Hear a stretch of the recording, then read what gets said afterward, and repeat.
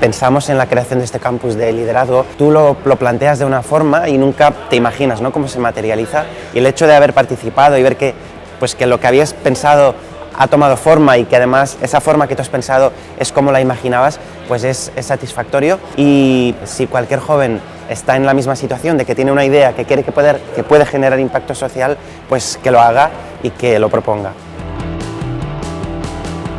Y en esta tercera cumbre ya se está viendo un color que decir, oye, que todos los jóvenes podemos hacer esa huella y que todo es posible de lo que soñábamos y lo que la sociedad sueña.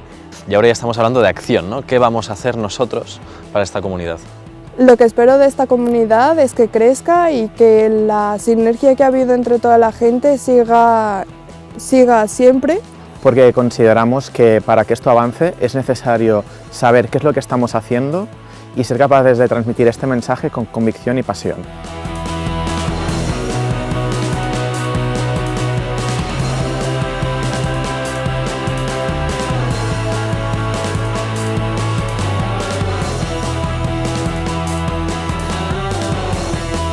Llegas siendo una persona y después de 3 cumbres, 3 meses, 3 días aquí en Ávila, sales con unos aprendizajes tremendos que desde el minuto cero has incorporado en tu vida, pero que en suma son brutales.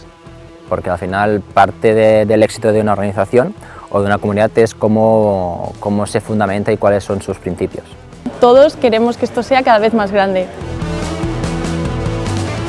Yo de esta comunidad lo que espero que recuerden este campus y lo recuerden como algo positivo, y que todas estas herramientas que hemos adquirido a lo largo de estos días, donde hemos trabajado un liderazgo desde la humildad, desde la empatía, desde la reflexión, un liderazgo que es consciente del impacto social que genera, pues que lo recordemos y que lo incorporemos en ese lugar donde estemos en el futuro.